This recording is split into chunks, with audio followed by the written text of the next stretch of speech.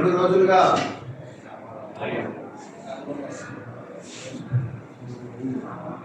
తెలంగాణ సమాజం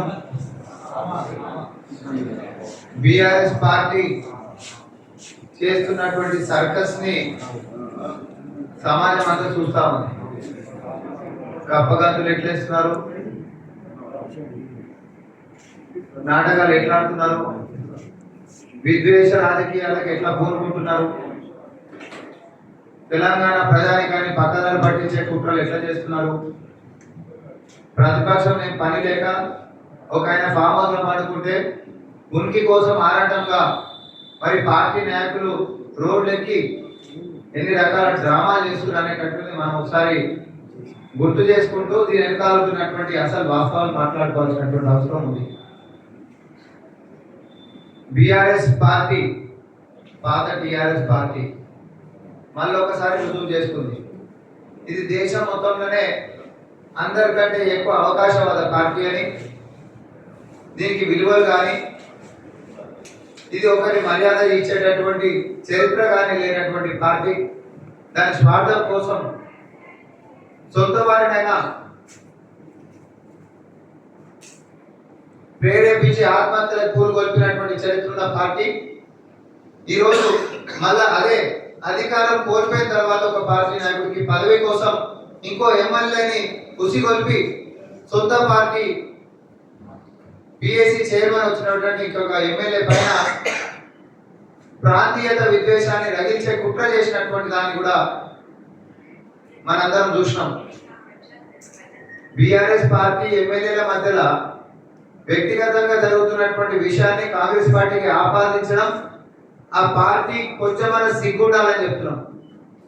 మీకు బాగా ఎక్కువై హరీష్ రావు గారికి పదవి రాలేదనే అక్కసుతోటి పాడి కౌశిక్ రెడ్డిని రెచ్చగొట్టిపించి అరకపూడి గాంధీ గారి మీద మరి ప్రాంతేతరుడు అని చెప్పి భక్తనికి వచ్చినామని చెప్పి ఆందోళన అని చెప్పి ఇష్టం వచ్చినట్టు నోటికి వచ్చినట్టు మాట్లాడిపించి విద్వేషానికి దారి చూపించి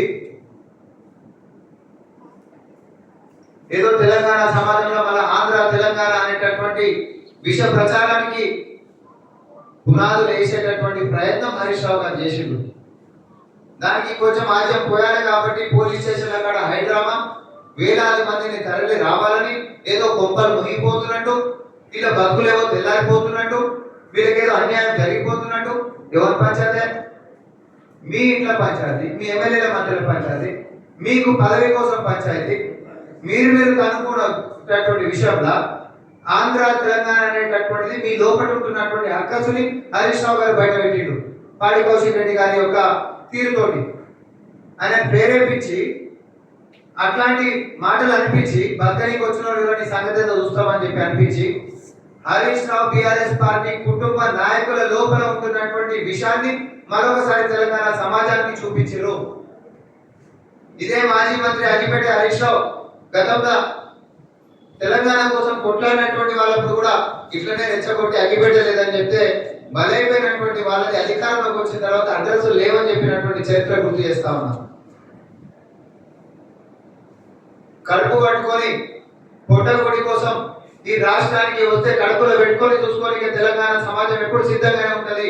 కానీ మా పొట్ట కొట్టేటటువంటి ఆలోచనలతో ఎవరు వచ్చినా సహించేది లేదని చెప్పి ఒక ఉద్యమం వచ్చిన తర్వాత కాంగ్రెస్ పార్టీ తెలంగాణ రాష్ట్రాన్ని ఇచ్చిన తర్వాత మన రాష్ట్రానికి మన బిడ్డలే పాలన చేస్తున్నటువంటి సందర్భంలో తెలంగాణ ఆంధ్ర అనేటటువంటి అంశము ముగిసిపోయినటువంటి అధ్యాయము.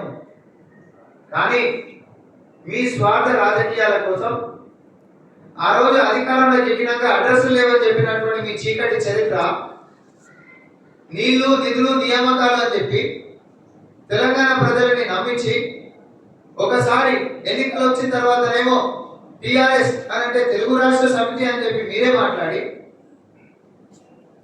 అభివృద్ధి ఏదంటే కూలిపోయిన ప్రాజెక్టులు చూపించుకుంటాం, నియామకాలు ఏమైనా అంటే కొరియలో కోర్టు కేసులు చూపించుకుంటాం, నిధులు ఏమైనా అంటే 7 లక్షల కోట్ల అప్పు చూపించుకుంటాం. ఈ రాష్ట్రాన్ని దక్కాయితో కొలగొట్టినటువంటి మీ చీకటి చరిత్ర తెలంగాణ సమాజానికి నచ్చకనే మిమ్మల్ని ఓడగొట్టిరు.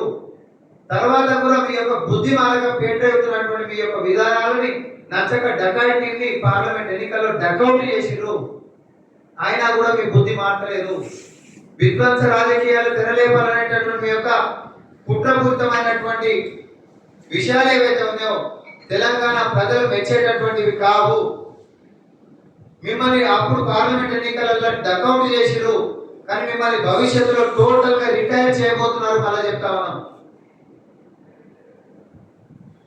ఇక్కడ కాంగ్రెస్ పార్టీ ప్రజాపాలన ఈరోజు యంత్రాంగాన్ని ప్రజలు మొత్తం మెచ్చేటట్టుగా ఒక పక్క సంక్షేమాలని ఇంకొక పక్క అభివృద్ధిని ప్రపంచమే ఈరోజు నోరు తెరిచి చూసేటట్టుగా ఏదైనా జరిగిందని చరిత్రలో ఏ రాష్ట్రంలో చరిత్ర చూపిస్తారా? 26,000 కోట్ల రూపాయలు కేటాయించి 18,000 కోట్ల రూపాయలు సింగిల్ ఛానల్ 2 లక్షల రూపాయల వరకు ఉంటున్నటువంటి రుణాలను మాఫీ చేసినటువంటి చరిత్ర ఇంకొక రాష్ట్రానికి చూపెట్టదు. మీ భక్తులకి 25,000 రూపాయలు ఉంటున్నటువంటి అప్పులు కూడా మాఫీ చేయనటువంటి చరిత్ర ఉంది. ఒక ప్రాజెక్టు వర్క్ కట్టి నిలబడలేనటువంటి చరిత్ర ఉంది. ఒక కొలువు ఇయ్యలేనటువంటి చరిత్ర మీకు ఉంది. ఈ రోజు ఈ రాష్ట్రంలో హైదరాబాద్ కి రికార్డు స్థాయిలో 9 నెలల ప్రతికొట్టు లెక్క ఈ రోజు కాంగ్రెస్ పార్టీ అధికారంలోకి వచ్చిన తర్వాత విధ్వంసం చేసి పెట్టినటువంటి యొక్క రాష్ట్రంలో 80,000 పైచిలకు కోట్ల పెట్టుబడులని మా యొక్క చిత్తశుద్ధితోటి ఈ యొక్క నగరానికి తీసుకొని వస్తుంటే యంగ్ ఇండియా స్కిల్ యూనివర్సిటీ అని చెప్పి ఈరోజు కేవలము ప్రభుత్వ ఉద్యోగాలు మాత్రమే కాదు, నైపుణ్యంతో మన తెలంగాణ బిడ్డలకి కొలువులు రావాలనేటటువంటి చిత్తశుద్ధితో ఈ ప్రభుత్వం ముందుకు పోతా ఉంటే కేవలము చదువులు ఉద్యోగాలు అనేటటువంటి అంశమే కాదు, ఆటలలో కూడా ఈ సమాజం రాణించాలి, ఒలింపిక్స్ లలో కూడా మెడల్ కొట్టాలి, ఈ రాష్ట్ర ఖ్యాతి ప్రపంచ ఖండాలు దాన్ని చూడాలి అనేటటువంటి ఒక నిబద్ధతతోటి పాలన సాగిస్తున్నటువంటి దీంట్లో ఫార్మా క్లస్టర్లని వరల్డ్ ట్రేడ్ సెంటర్లను కల్పించేటటువంటి విధంగా భవిష్యత్తు కార్యాచరణ రూపొందిస్తున్నటువంటి యొక్క పరిపాలనని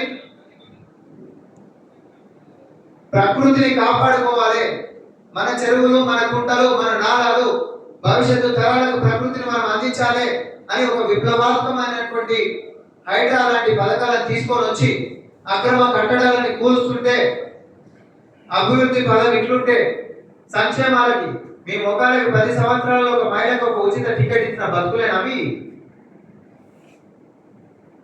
మహిళలకు ఉచిత రవాణాని కల్పించుకుంటూ 500కే సిలిండర్లు ఇచ్చుకుంటూ 200 యూనిట్ల కరెంట్ ఇచ్చుకుంటూ డ్వాక్రా మహిళలకు అంగన్వాడీలకి పెద్దన పాత్ర పోషించుకుంటూ రైతులకు రుణాలు మాఫీ చేసుకుంటూ రికార్డు స్థాయిలో ప్రభుత్వ ఉద్యోగాలు ఇచ్చుకుంటూ జాబ్ మాట ఇచ్చినందుకు జాబ్ క్యాలెండర్లు తిప్పించుకుంటూ 10 సంవత్సరాల్లో పెడదారి పట్టినటువంటి యువతని సక్రమమైనటువంటి మార్గంలో పెట్టాలి. మనము తల్లిదండ్రుల గోస బయటికి చెప్పుకోలేనటువంటిది ఏదైతే ఉందో ఒక పెద్ద కొడుకు లేక పిల్లలని సక్రమమైనటువంటి దారిలో పెట్టాలి అని అంటే మాదక ద్రవ్యాల మీద ఉక్కు పాదం మోపాలి మనం అని చెప్పి టీజీ న్యాబ్ అనేటటువంటి చట్టాలను తీసుకొని వచ్చి పిల్లలని మనం అందరం ఈరోజు తెలంగాణ బిడ్డలని ఇక్కడ బతుకుతున్నటువంటి వాళ్ళని పేదోళ్ళని మధ్య తరగతి ఉన్నోళ్ళు అనేటటువంటి తేడా లేకుండా ఈ భవిష్యత్తుని బంగారు బాట వేయాలనంటే వారి యొక్క గుణాల దగ్గర నుంచి మొదలు పెట్టుకుంటే వారి అవకాశాల దాకా కూడా ఆలోచించినటువంటి బతుకులు మీ ఎప్పుడైనా ఉన్నాయా? 10 ఏళ్ళ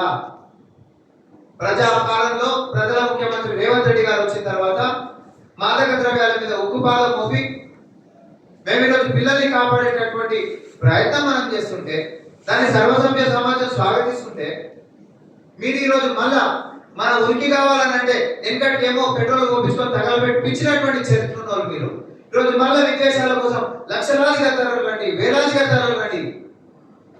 గాంధీ తాత మీరు న్యాయం కోసం కొట్లాడతారా? మీ భక్తులకు ఏమైనా రోజున ప్రజలకు చేసినటువంటి చరిత్ర మీకు ఏమైనా ఉందా? మళ్ళా నేను చెప్తా ఉన్నా, ఒక స్వార్థపు కుటుంబం తెలంగాణ మొత్తం ఒక తీర్మానం చేసుకోవాల్సినటువంటి అవసరం ఉంది. ఒక స్వార్థపు కుటుంబము వారి యొక్క రాజకీయ స్వలాభం కోసము, వారి పదవుల కోసము అవకాశవాదంగా ఈరోజు విధ్వంసపు రాజకీయాలు చేయాలనేటటువంటి దానికి పుట్టలకి తెరలేపుతున్నారు. దానికి బలిపశువులుగా తెలంగాణ బిడ్డల్ని మళ్ళీ దీనికి గుంజాలనేటటువంటి ప్రయత్నం జరుగుతూ ఉంది. ఒక పక్క ప్రజాపాలన పిల్లల బతుకులు బాగుండాలనేటటువంటి ప్రయత్నాలు మనం చేస్తూ ఉంటే పిల్లలని పక్కదారి పట్టించాలనేటటువంటి సంకల్పంతో ఈ అవకాశవాద కుటుంబం ముందుకు వచ్చింది. తెలంగాణ మొత్తం కూడా ఒక తీర్మానంగా ఈ యొక్క అవకాశవాద కుటుంబాన్ని రాజకీయ బహిష్కరణ చేయకపోతే తెలంగాణ కుటుంబంలో పిల్లలు రోడ్ల మీద పడేటటువంటి అవకాశాలు ఉన్నాయి, పక్కదారి పట్టేటటువంటి అవకాశాలు ఉన్నాయి. ప్రపంచం నలుమూలల నుంచి కూడా ఈ మహానగరానికి వచ్చి బతుకుతున్నారు. తెలంగాణ వచ్చింది, ప్రభుత్వం తెలంగాణ బిడ్డలు నడిపిస్తున్నారు. బేసిన్లు లేవు, బేసజలాలు లేవు, రాయలసీమను రత్నాల సీమని చేస్తాం, కృష్ణా గోదావరి నదులను కల్పిస్తాం, తెలుగు రాష్ట్ర సమితిలు అవుతున్నాయి. ఎవరైనా అందులో జోలిపోతే ఊకం, ఎన్నికల కన్నా ముంగట మాట్లాడేటటువంటి మాట. అదే నీకు పదవసలేదు అనేది మాత్రం ఆంధ్రుడా బతకొచ్చినోడా అని చెప్పి ఈరోజు బిఆర్ఎస్ నాయకులే సొంత పార్టీ నాయకుల మీదనే చేస్తున్నటువంటి దాడిని సర్వసభ్య సమాజం వాళ్ళ ఉంటున్నటువంటి అసలు సిసలైనటువంటి రంగుని చూపిస్తుంది. చూడాల్సిందిగా కాంగ్రెస్ పార్టీ విజ్ఞప్తి చేస్తా ఉంది. ఇటు తెలంగాణ సమాజానికి మనకి రాలేవు, ఇటు ఆంధ్రలో కనీసం మర్యాద ఇవ్వకపోతే ఎవరికి ఉపయోగం? మీ వల్ల, మీ కుటుంబం వల్ల. బందిపోటు ఉంటామంటే రాష్ట్రం మీద పడి 10 సంవత్సరాలు దోసుకొచ్చినా సరిపోతలేదు అని చెప్పి మళ్ళీ విధ్వంసపు రాజకీయాలకు తెరలేపాలనేటువంటి మీ యొక్క కుట్రలని ఉక్కు పాదంతో అంచేటటువంటి నిర్ణయాన్ని ప్రభుత్వం ఆల్రెడీ తీసుకుంది. గౌరవనీయులు ముఖ్యమంత్రి గారు శాంతియుత వాతావరణాలని ఈ నగరంలో, ఈ రాష్ట్రంలో ఎవరైనా చెడగొట్టాలనేటటువంటి ప్రయత్నాలు చేస్తే మాత్రం కఠినమైనటువంటి చర్యలకి ప్రభుత్వం పూనుకుంటుందనేటటువంటి హెచ్చరికలు కూడా జారీ చేసినట్టు మరొకసారి గుర్తు చేస్తా ఉన్నాం. తెలంగాణ సమాజానికి మా యొక్క విజ్ఞప్తి ఒకటే, వీళ్ళ స్వార్థం కోసం సొంతోని కూడా మోసం చేస్తారు, నమ్మినోని కూడా వెన్నుపోటు పొడుస్తారు. వీళ్ళకి నా తన అనేటటువంటిది ఏం లేదు. అటు ఆంధ్ర తెలంగాణ అనేది ఏం చూడరు. వీళ్ళ అవకాశవాద రాజకీయం కోసం ఎంతకైనా దిగజారుతారు. వీళ్ళ ట్రాప్ గా తెలంగాణ సమాజం పడొద్దు. విధ్వంసపు రాజకీయాలకి మన పిల్లలని వాళ్ళు ఉసిగొల్పేటటువంటి ప్రయత్నాలు జరుగుతున్నటువంటి దాంట్లో చైతన్యవంతమైనటువంటి యువత ఆలోచన చేయాలి. తల్లిదండ్రులు దీని గురించి ఆలోచన చేయాలి. విద్య, ఉపాధి, ఉద్యోగాలు, అభివృద్ధి, సంక్షేమాలు కావాలన్నా, విధ్వంసాలు కావాలన్నా, విష ప్రచారాలు కావాలన్నా తెలంగాణ సమాజం యువత తెలుసుకోవాల్సినటువంటి అవసరం ఉంది. కేటీఆర్ ఇందాక మాట్లాడతాడు, ఏదది ముఖ్యమంత్రి గారిని ఉద్దేశించుకుంటా, మరి ముఖ్యమంత్రి గారి లెక్క ఆయన సమర్థుడు కాదని చెప్పి మాట్లాడాడు. నీ అయ్యా అసమర్థ ముఖ్యమంత్రి లెక్క 10 సంవత్సరాలు ఫామ్ హౌస్లలో లేకపోతే ప్రగతి భవన్ అని చెప్పుకొని గడిల పరిపాలన చేసింది కాబట్టి అసమర్థ ముఖ్యమంత్రి గతంలో ఉండే కాబట్టి తెలంగాణ వద్దని చెప్పి ఫామ్ హౌస్ కి పరిమితం చేస్తే ఆ హిస్టరీని ఇంకా కూడా రిపీట్ చేస్తున్నాడు. ప్రతిపక్ష నాయకుడు లెక్కిస్తే ఒక అసమర్థ ప్రతిపక్ష నాయకుడు లెక్క కూడా నీ అయ్యనే ఉన్నాడు. ఒకసారి అసెంబ్లీకి వచ్చిన బాపతి కాదు, ప్రజల సమస్యల గురించి అడ్రస్ చేసేటటువంటి వ్యవహారం కాదు. కేటీఆర్ టూరిస్టులకు అమెరికాకి వచ్చిండు. వచ్చిన తర్వాత ఎవడైనా చిత్తశుద్ధి ఉన్నాడు ఉంటే తెలంగాణలో వరదలు వచ్చి ప్రజల మునిగిపోయి వస్తుంటే నీ ప్రోగ్రామ్ అమెరికాలో క్యాన్సిల్ చేసుకొని ఉంటున్న ప్రజల కాడికి రావాలి. నీకు చిత్తశుద్ధి ఉన్నాడు అయితే టూర్ మొత్తం జాలీగా ఎంజాయ్ చేసినాక ఈ రోజు వచ్చిన తర్వాత ఏడిపోయిందండి? మునిగిపోయిన ప్రజల కాడికి పోయిందా? పోలే. ఏడిపోయిండు? ఆందోళన బతకనికి వచ్చినామని చెప్పి కించపరిచి మాట్లాడినటువంటి పాడి కౌశిక్ రెడ్డి ఇంటికి ఆడిపోయింది. బాబమ్మరుదులు ఇద్దరు కూడా సమర్థిస్తున్నటువంటి ఎవరిని? పాడి కౌశిక్ రెడ్డినే. పోయి పరామర్శించిన ఎవరిని? పాడి కౌశిక్ రెడ్డినే. పాడి కౌశిక్ రెడ్డి ఎందుకు గొప్పడవుతుడు అంటే సొంత పార్టీ ఎమ్మెల్యేలని మీ పంచాయతీల ప్రాంతీయతని అంటే పక్క రాష్ట్రం వాళ్ళు, బతకనికి వచ్చిన వాళ్ళు, ఆంధ్రోలు అనేటటువంటి విధ్వంసపు మాటలు మాట్లాడుకుంటా, విష ప్రచారాలు చేసుకుంటా ఉంటున్నటువంటి వానికి బాబా మరుదులు ఇద్దరు పోయి భుజాలు తడుపుకుంటా శుభాషణ చేస్తున్నటువంటి పరిస్థితి తెలంగాణ సమాజం గమనించాల్సినటువంటి అవసరం ఉంది. ప్రతిపక్షంలో ఉండి మీకు చిత్తశుద్ధి గిట్ట ఉండుంటే రుణమాఫీ సాంకేతికంగా కొంతమంది కాలేదంటున్నటువంటి నువ్వు ఆ రైతులని అధికారుల దగ్గరికి తీసుకొని పోయి ఎందుకు అవుతలేదో కొట్లాడి మీ యొక్క చిత్తశుద్ధిని చూపించుకోవాలి. ప్రభుత్వం నుంచి నిధులు ఇచ్చేసిన ప్రభుత్వం నుంచి ఎట్లాంటిది లేదు వైఫల్యం. మీకు నిజంగా చిత్తశుద్ధి ఉంటే ప్రజల పక్షాన్ని నిలబడి కొట్లాడు. మీకు నిజంగా చిత్తశుద్ధి ఉంటే అరే రూపాయి అయినటువంటి మీ ఏమాటనాలు కూడా నాకు నోటి కూడా వస్తలేదు. ఒక రూపాయి అయినటువంటి మీరు గాలి మూటలు 100 కోట్లు పెట్టి కొనుక్కోనికి మాత్రం పైసలు ఉంటాయి మీ పార్టీ కాడ. తెలంగాణ ప్రజలు మునిగిపోయారంటే మాత్రం రూపాయి ఎన్నికే చేతులు రావు. ఈ పాపిచ్చి చేతులు, ఈ పాపిచ్చి నాయకులు తెలంగాణకు వచ్చి విద్వేషాలు రగులుతామంటే మాత్రం మన అందరం చూసి తమాషా చేయాలంట. ప్రజాగ్రహానికి గురయ్యేటటువంటి రోజులు బీఆర్ఎస్ నాయకులకి ముందు ముందు ఉన్నాయి చెప్తున్నాము. మీరు తీసుకున్నటువంటి స్టాండ్ అధర్మమైనటువంటి స్టాండ్ అబద్ధాలను నమ్ముకొని ముందుకు పోతారు.